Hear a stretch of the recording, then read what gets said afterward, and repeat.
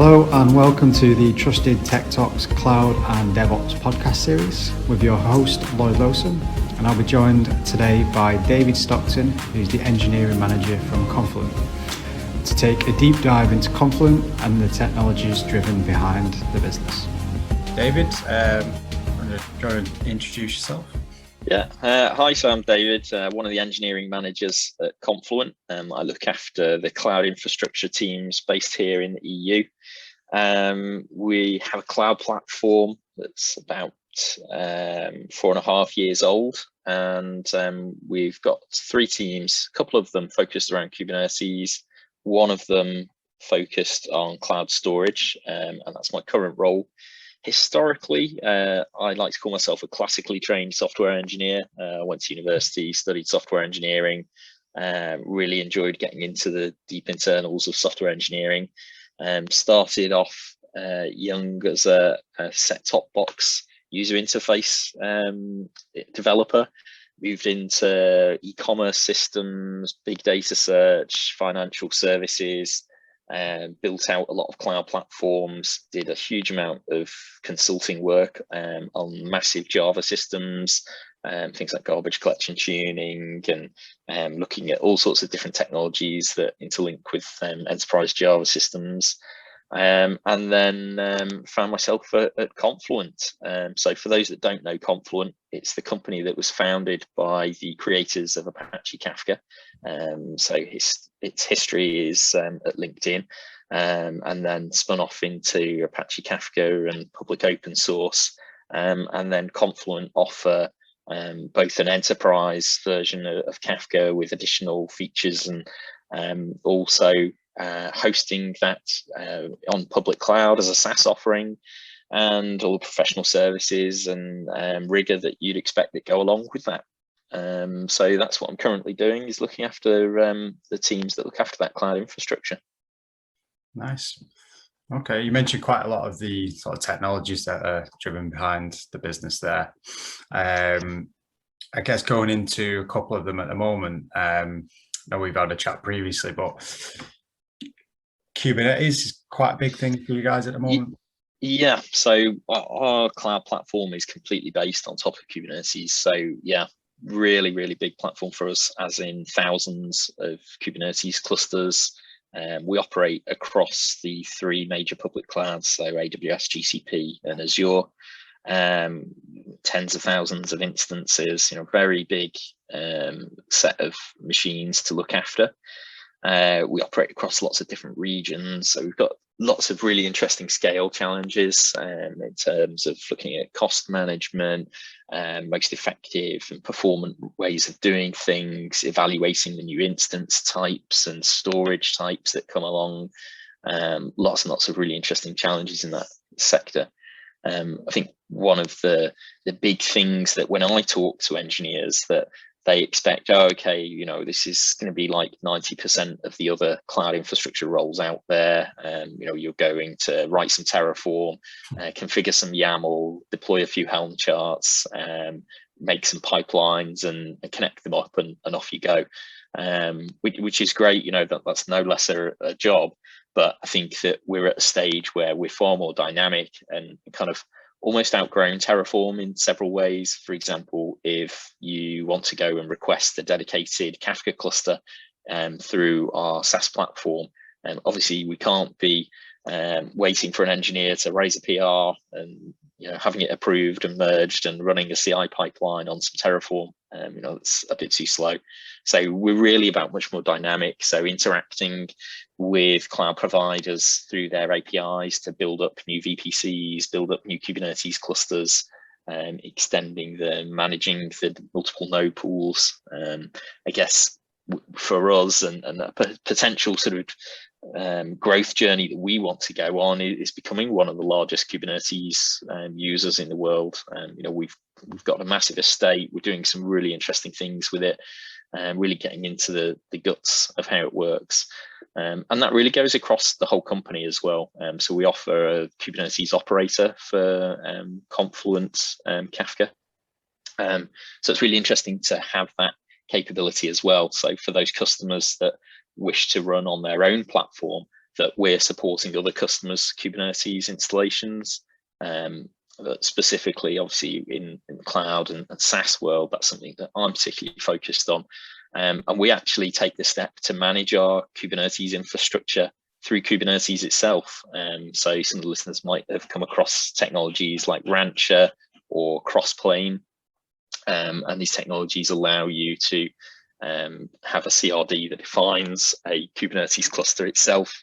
So you create a new Kubernetes object that describes the Kubernetes cluster you want, and it will go and declaratively create it. So we have a declared Kubernetes cluster, and off it will go and create it and sit there reconciling and make sure that what we've asked for is delivered.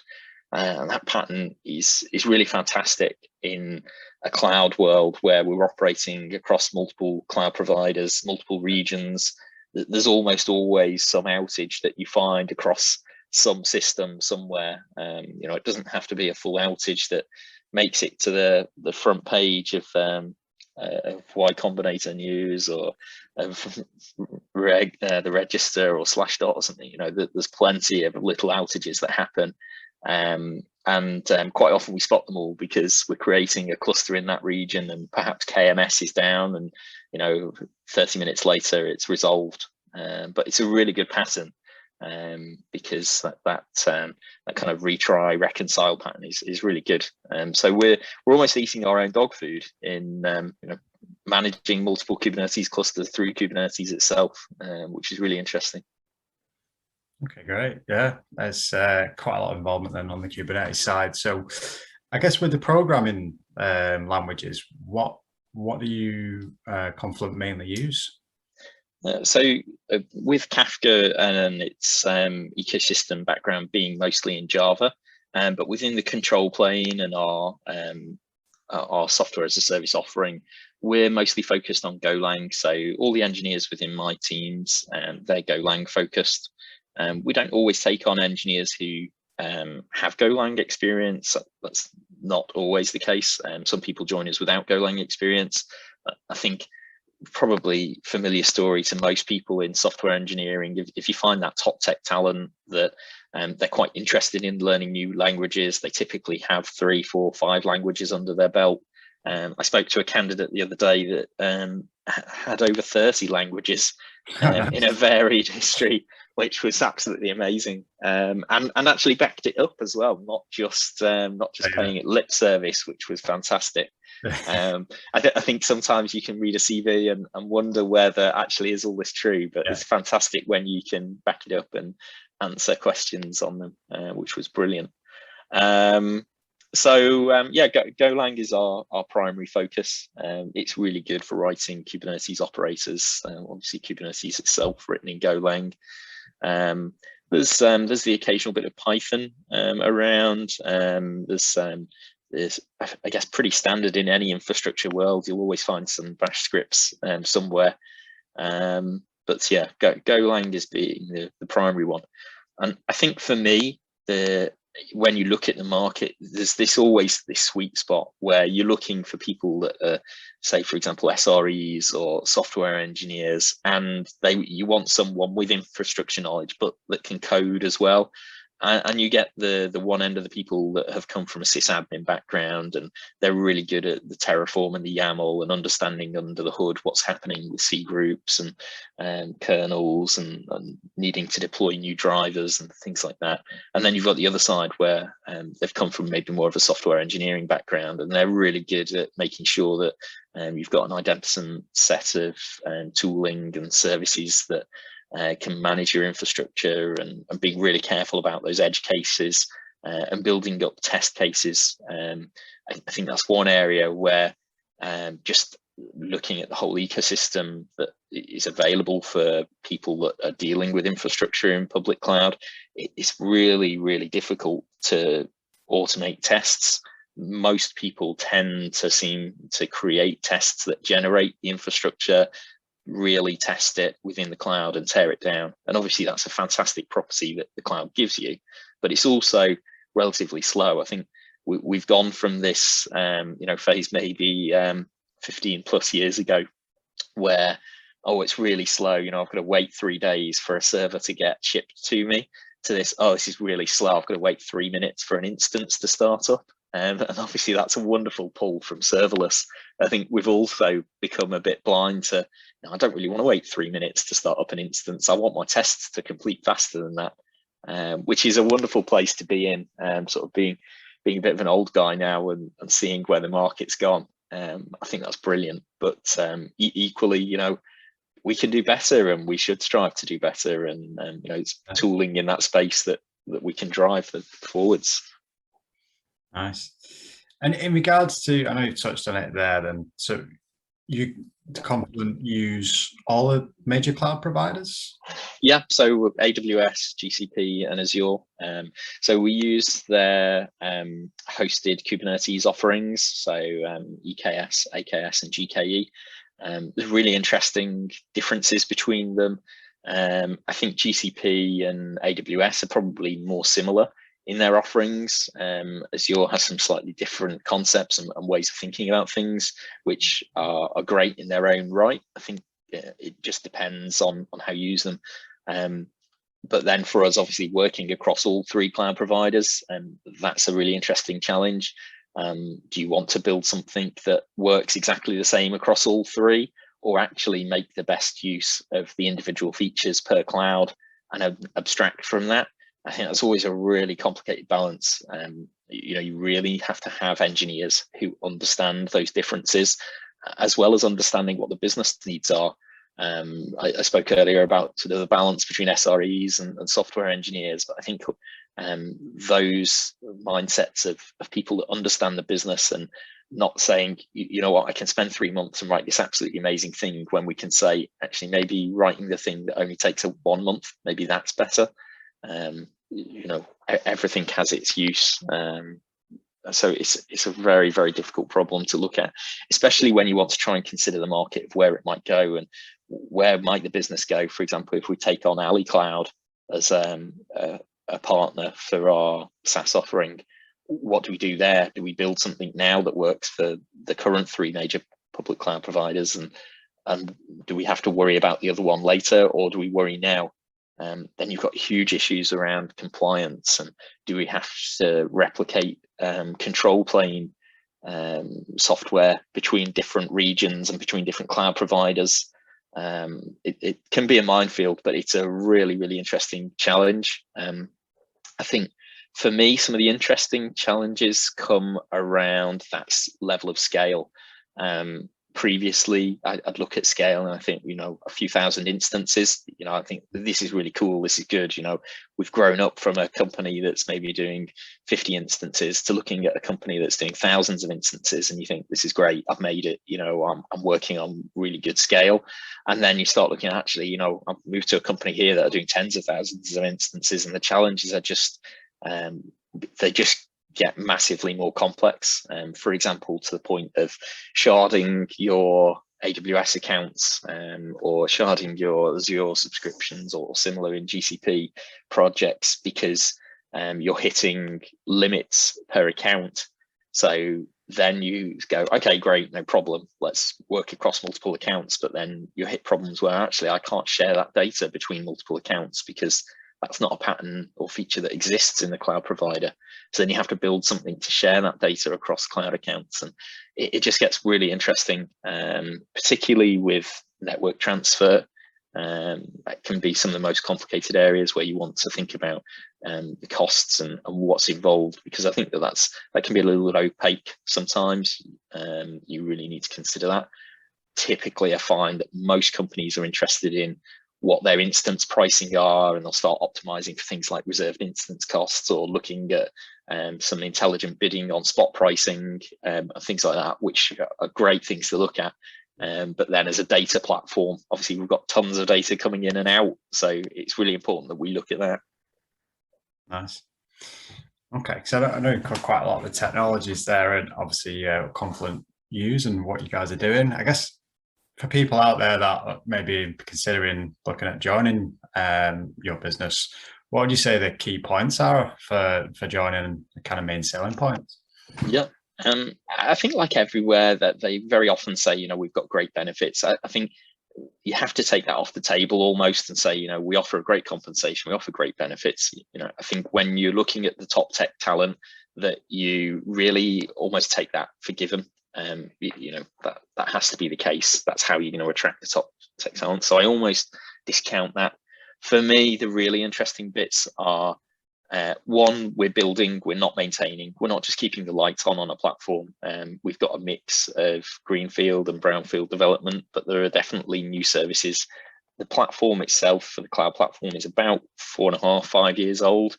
So there's still a lot of opportunities to stamp your mark on what that architecture looks like and building that out as we grow. So I think being able to build something and have your say on how that's built out is important. Very much that this isn't the kinds of roles where I mentioned Terraform and YAML config and writing CI/CD pipelines and things. Don't get me wrong, I'm not putting those roles down at all, but this is very much we're orchestrating so much at such a scale that we've almost gone beyond some of those technologies and being able to effectively automate them. So it's very much hands-on software engineering, but with cloud infrastructure challenges, and also the teams that you work with. And these kinds of challenges result in being interesting for the top engineers. So working alongside other top engineers. I saw a phrase in some training earlier this week that said A talent hires other A talent, whereas B talent hires C talent. And it really resonated with me. And I thought back and I look at the team, and they're absolutely all people that I would want to go to the pub and have a chat with and enjoy personal time with, as well as actually being phenomenally capable technologists. I find it really difficult to describe people. They're not software engineers, they're not site reliability engineers, they're not sysadmins. That they're just such a breadth of technologists that they could stand their own with the top industry leaders, and typically they are top industry leaders. We've got book authors, we've got people that work from a security engineering background that now are working on cloud infrastructure. They come from such a varied background that you get all sorts of amazing skills. So that for me, that was kind of my pull into the company, that it was, you take the compensation off the table and give that as a given that you're going to get an absolutely amazing package. What do you want after that? You want to work on interesting problems, work with interesting tech, be a really big scale, because that's where interesting problems are. Working with great people. What's not to like, really? Yeah. You can work from anywhere as well. Yeah, that's right. I think that's really become a highlight. I know we were talking about that just sort of before we started recording. The being able to work everywhere is a really interesting problem that companies now, they've gone through this COVID period where they've had to work remotely, and their processes and systems have had to adapt.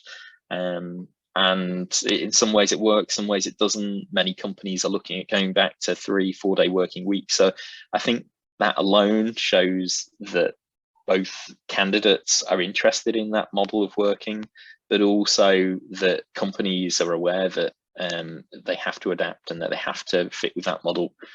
For us at Confluent, we had a huge proportion of the company that worked remotely 100% of the time, even pre-COVID. So our processes and systems really work in that model anyway. It was really interesting for me that as a company, our head office is out in California, and we were one of the early companies to decide to close our offices for sort of the safety of all the employees. And I remember that the CEO, who typically has a lot of pull to a company, was one of the last people out. And it's really easy, he picks up his laptop, he goes home, and later that day we're having 1,000+ people on a Zoom call. And it's not one of those where, can you all mute please, and can someone press the next button for the next slide? It just works. We've been doing it for long enough, and it's ingrained in the culture of the company that everything just flows. It's an expected case that that water cooler talk goes, but people have lots of one-to-one conversations, and they'll jump on a quick Zoom call and they'll type up some quick notes in Slack, or they'll document something as a short one-page architecture document and collaborate on that. It just functions really. And I think having a company where that culture is ingrained and has been there for multiple years definitely makes a difference for remote working. We recruit across particularly the UK, Spain, and Germany are big bases for us recruiting. There's sort of no issues working from there. We offer WeWork if people want to go and work in a co-working space, get some of that human interaction.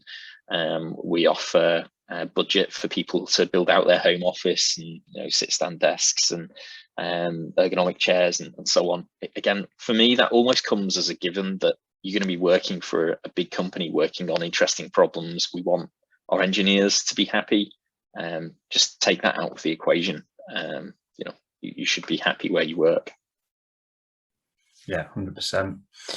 Well, David, that's end of the podcast really today. So I know you've covered quite a lot. Hopefully everyone has learned a lot about what you guys do and the kind of technologies that are driven behind the business as well.